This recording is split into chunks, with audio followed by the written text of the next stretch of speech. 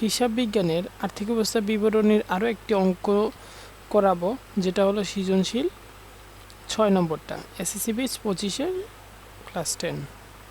তো আমরা প্রশ্নটা একটু দেখি যে 6 নম্বর সৃজনশীলটা কি বলছে। আচ্ছা, শতদল এন্টারপ্রাইজের একটা অঙ্ক, যেটা মোট মুনাফা 1,28,000 টাকা। আচ্ছা, আমরা একটু প্রশ্নটা একটু দেখি, প্রশ্ন কি বলছে খেয়াল করবা। প্রথমত আমাদেরকে দেখতে হবে যে সমন্বয়ে কি কি আছে। তো সমন্বয়টা একটু ইম্পর্টেন্ট। মজুত পণ্য, সমাপনী মজুত পণ্যের ক্রয় মূল্য দেওয়া আছে 1,28,000 টাকা। আচ্ছা, আর বাজার মূল্য এটা দেখার দরকার নেই। বাড়ি ভাড়া 2 বছরের জন্য পাওয়া গেছে। তার মানে কি হয়েছে, বাড়ি ভাড়া 2 বছরের জন্য কি হয়েছে, পাইছি। তার মানে এটা অগ্রিম বাড়ি ভাড়া আর কি, অগ্রিম পেয়ে গেছি আমি 2 বছরের টাকা। তারপর আর অগ্রিম থাকলে মাইনাস করতে হবে, বাড়ি ভাড়ার সাথে আমরা কী করবো, মাইনাস করে ফেলবো। তারপর কি আছে, অফিস সরঞ্জামের অবচয়, অবচয় থাকলে অবচয়টা মাইনাস করবো, অফিস সরঞ্জাম যে জায়গায় পাবো ওইটার সাথে মাইনাস করে ফেলবো। কমিশন বাবদ 2,000 টাকা অনাদায়ী, তার মানে দেয়া হয় নাই, তাহলে কমিশন আমরা এটা প্রাপ্য হিসাব, প্রাপ্যটা কী করবো, কমিশনের সাথে যোগ করে ফেলবো। ওকে, আচ্ছা আমরা প্রশ্নটা দেখি ক নম্বর কী বলছে। নিট বিক্রয় 3,56,000 টাকা ধরে বিক্রিত পণ্যের ব্যয় নির্ণয় করতে বলছে। কি বলছে, বিক্রিত পণ্যের ব্যয় নির্ণয় করতে বলছে। তো আমরা যেহেতু এখানে আমাদের অন্যান্য সূত্রের সাথে মিলবে না, তাই আমরা নিজে থেকে করব যে নিট বিক্রয়, বিক্রিত পণ্যের ব্যয় নির্ণয় করতে হলে নিট বিক্রয়ের সাথে আমরা একটা জিনিস মাইনাস করে ফেলবো, মোট মুনাফা। এই যে মোট মুনাফা, এইটা মাইনাস করলে আমাদের আনসারটা শেষ। তো আমরা দেখি, বিক্রিত পণ্যের ব্যয় নির্ণয় করি। নিট বিক্রয় যত টাকা দেয়া আছে তত টাকা থেকে আমাদের কি করতে হবে, মোট মুনাফা দেয়া আছে এইটা 1,28,000 টাকা, এটা আমরা কি করব, মাইনাস করে ফেলবো, আমাদের অঙ্ক শেষ। জাস্ট 1 মিনিটে আমরা এই 2 মার্কের আনসার করে ফেললাম, বুঝতে পারছি। এখন আমাদের কাজ হলো 2 নম্বরটা, খ নম্বর প্রশ্নটা একটু দেখা। শতদল এন্টারপ্রাইজের 2017 সালে 30 জুন সমাপ্ত বছরের বিশদ আয় বিবরণী, বিশদ আয় বিবরণী অর্থাৎ নিট মুনাফা, নিট লাভটা ওইটা আর কি বের করব। তো আমাদের নিট লাভটা বের করার কিছু নিয়ম আছে, যেটা তোমাদের বইয়ের মধ্যে পাবা। বইয়ের সূত্র তোমরা ফলো রাখবা, অবশ্যই বইয়ের সূত্র তোমরা দেখে দেখে করবা। তো বইয়ের মধ্যে তোমরা যদি 144 পৃষ্ঠায় 145 পৃষ্ঠার মধ্যে যাও, তাহলে এই সূত্রটা পেয়ে যাবা। 145 পৃষ্ঠার মধ্যে বইয়ের মধ্যে দেয়া আছে। তো আমরা এখন অঙ্ক করি। প্রথমে আমাদেরকে বসাতে হবে মোট মুনাফা। কি বসাতে হবে, আমাদের রুলস অনুযায়ী প্রথমে বসাতে হবে মোট মুনাফা। তো মোট মুনাফা আমরা কত টাকা, মোট মুনাফা 1,28,000 টাকা, যেটা দেয়া আছে। আমাদের কি আছে, প্রথমেই দেয়া আছে যে মোট মুনাফা 1,28,000 টাকা, এটাই আমরা বসাই দিব।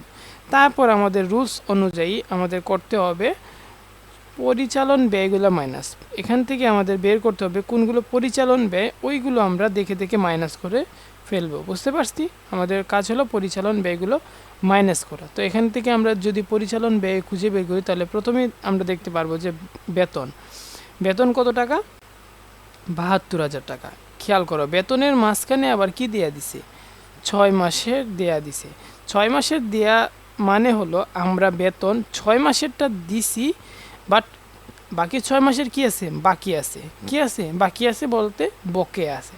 আর বকেয়া থাকলে কি করতে হবে, বকেয়া থাকলে যোগ করতে হবে। এটা মাথায় রাখবা যে বকেয়া থাকলে যোগ করতে হবে। তাহলে 6 মাসে যদি 72,000 হয়, বাকি 6 মাসে কত, সেম 72,000 টাকায় আমরা কি করব, যোগ করে ফেলবো। তো আমরা একটু অঙ্কটা দেখি।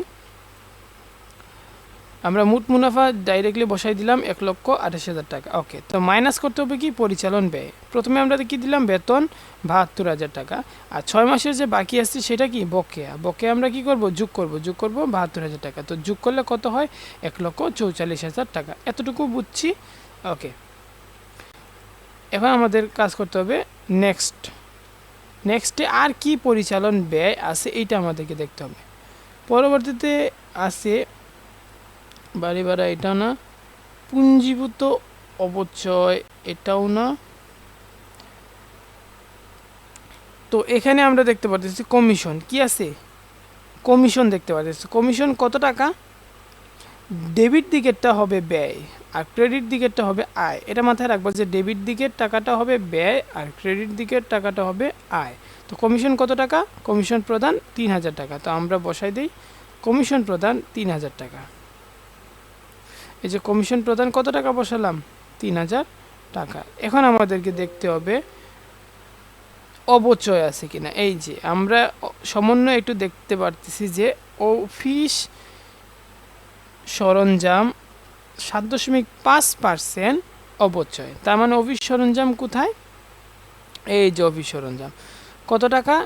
2,40,000 টাকা। এই 2,40,000 টাকার আমরা কি করব? আমরা এটার অবচয় করব। তোমরা ক্যালকুলেটরে তুলবা 2,40,000 ইন্টু 7.5%। 7.5 কি করবা? পার্সেন্টেজ করবা। তাহলে দেখবো যে কত আসে। 7.5 যদি তোমরা পার্সেন্টেজ করো তাহলে তোমাদের আনসার আসবে 18,000 টাকা। কত আসবে? 18,000 টাকা। তাহলে প্রথমে কী করবা? 2,40,000 টাকা ক্যালকুলেটরে তুলবা, তারপরে ইন্টু 7.5%। এখানে যদি আমরা দিয়ে দিই 7.5%, এটা কি করবা? তোমরা ইন্টু করে ফেলবা। ওকে, তাহলে কত আসে? 18,000 টাকা। তো এখন আমাদের পরিচালন ব্যয়, আর কোনো পরিচালন ব্যয় এখানে কি নাই। আর কোনো পরিচালন ব্যয় আমরা এখানে আর কোনো পরিচালন ব্যয় নাই। তাই আমরা কি করব? আমরা জাস্ট খালি এগুলো যোগ করে ফেলবো। পরিচালন ব্যয়গুলো কি করব? যোগ করব। যোগ করে কত হয়? 1,65,000 টাকা। কত হয় যোগ করে? 1,65,000 টাকা। তারপর কি করব? 1,28,000 টাকা যে মোট মুনাফা, এটা থেকে আমরা মাইনাস করব পরিচালন ব্যয়। তো এটা মাইনাস করলে কত হয়? মাইনাস আনসার আসে -37,000 টাকা। তোমরা যদি ক্যালকুলেটরে করো দেখবে যে -37,000 টাকা চলে আসছে। তো আমরা এটাকে ব্রেকেট দিয়ে বুঝাবো, যে ব্রেকেট থাকলে বুঝবো যে এটা মাইনাস। তারপর আমাদের রুলস হলো যোগ করতে হবে অন্যান্য আয়। কি করতে হবে? অন্যান্য আয়। তাহলে এখানে আমাদের কি আছে অন্যান্য আয়ের মধ্যে? অন্যান্য আয়ের মধ্যে আমরা যদি দেখতে পাই তাহলে আমাদের আছে কমিশন। এখানে কি আছে? কমিশন কত টাকা? 2,000 টাকা। ক্রেডিট দিকেরটা কি? আমাদের আয়। তাহলে 2,000 টাকা আমরা কি দিব? কমিশন প্রাপ্তি দিয়ে দিব। খেয়াল করো এখানে কিছু কথা আছে যে কমিশন প্রাপ্তি আমরা কত দিলাম? 2,000 টাকা। বাট এখানে আমাদের 4 নম্বর সমন্বয়ে যদি যাই আমরা, এখানে লেখা আছে অনাদায়ী 2,000 টাকা কি? কমিশন বাবদ 2,000 টাকা অনাদায়ী। তাহলে অনাদায়ী থাকলে আমাদের কি করতে হবে? অনাদায়ী থাকলে আমাদেরকে যোগ করতে হবে। এই যে আমি এখানে হলুদ দাগ দিয়ে দিছি যে অনাদায়ী কমিশন প্রাপ্তি। অনাদায়ী থাকলে কি করতে হবে? যোগ করতে হবে। তাহলে 2,000 টাকা। তাহলে 2,000 আর 2,000 যোগ করলে কত হয়? 4,000 টাকা। সিরিয়াল অন্যরকম করলেও কোনো সমস্যা নেই, আমাদেরকে অঙ্কের কি টাকা মিল থাকলেই হবে। তো পরবর্তীতে আর কি আছে আমরা এটা দেখব। এখানে সমন্বয়ে আরেকটা জিনিস আছে যে বাড়ি ভাড়া 2 বছরের জন্য পাওয়া গেল। বাড়ি ভাড়া কি? 2 বছরের জন্য পাওয়া গেল। তার মানে এটা আমার আয়। বাড়ি ভাড়া আমি 2 বছরের জন্য পেয়ে গেছি। তাহলে আমাকে দেখতে হবে যে বাড়ি ভাড়া এখানে আয় কত টাকা? আমাদের 6,000 টাকা। কত টাকা? বাড়ি ভাড়া আয় হয়েছে 6,000 টাকা। আর এখান থেকে আমাদের বলছে কি? বাড়ি ভাড়া 2 বছরে দেওয়া আছে। তার মানে এই যে 6,000 টাকা কয় বছরে দেওয়া আছে? 2 বছরে। তার মানে আমাদেরকে কি করতে হবে? 1 বছরেরটা মাইনাস করতে হবে। তাহলে আমাদের কি করতে হবে? 1 বছরেরটা মাইনাস করতে হবে। আমরা এখানে দিব বাড়ি ভাড়া আয় 6,000 টাকা আর মাইনাস অগ্রিম, যেহেতু আগেই পরের বছরে দিয়ে দিচ্ছি তার মানে এটা হলো অগ্রিম। অগ্রিম কী করতে হয়? মাইনাস করতে হয়। তার মানে 6,000 থেকে 3,000 টাকা মাইনাস করলে কত হয়? 3,000 টাকা। এটা হলো 1 বছরের টাকা। বুঝতে পারছি? এখন আমরা দেখব আর কোনো আয় আছে কি না। তো এখানে আমরা যদি দেখি যে আয়ের মধ্যে বিনিয়োগের সুদ কি আছে? খেয়াল রাখতে হবে বিনিয়োগের সুদ যদি এরকম থাকে, বিনিয়োগ যদি কি থাকে 8% বা কোনো পার্সেন্টেজ থাকে বিনিয়োগের সাথে, তাহলে বুঝতে হবে এটা কি? আমার আয়। বিনিয়োগের সুদ এটা কি? আয়। কত টাকা? 8% যেহেতু বলছে তাহলে 1 লক্ষ টাকার 8% করতে হবে। তোমরা ক্যালকুলেটারে 1 লক্ষ টাকা তুলবা, তোলার পরে 8% করবা, দেখবা যে কত টাকা আসে? 8,000 টাকা। কত টাকা আসে? 8,000 টাকা। কিন্তু একটা বিষয় আছে, আমি বলি 8,000 টাকা তো আমাদের কত পার্সেন্টে, 8%-এ 8,000 টাকা আসে। এখানে আরেকটা জিনিস বলছে যে বিনিয়োগের সুদ 4,000 টাকা। বিনিয়োগের সুদ কত? 4,000 টাকা। এখানে থাকা মানে আমাকে 4,000 টাকা দিয়ে দিছে। এখানে থাকা মানে কি, আমাকে 4,000 টাকা দিয়ে দিছে। 8,000 থেকে যদি আমাকে 4,000 টাকা দিয়ে দেয়, বাকি কত টাকা থাকে? 4,000 টাকা।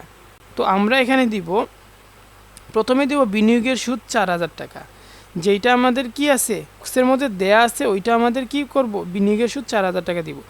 আর বাকি যে 4,000 টাকা কি আছে, অনাদায়ী আছে। বাকি যে 4,000 টাকা অনাদায়ী, মোট কত আমার 8,000 টাকা। যেহেতু 8% 8,000 টাকা হয়, আমাদেরকে 4,000 টাকা দিছে, আর বাকি আছে কত, 4,000 টাকা। এটা হলো অনাদায়ী, এই কারণে আমি হলুদ দাগ দিয়ে দিলাম। যে তো এটা দুইটা যোগ করলে কত হয়, 8,000 টাকা। এইটা হলো 8% আমাকে বিনিয়োগের সুদ। এখন আমাকে দেখতে হবে আর কোনো অন্যান্য আয় আছে কিনা। তাহলে আমরা যদি এখানে দেখি আর কোনো অন্যান্য আয় নাই।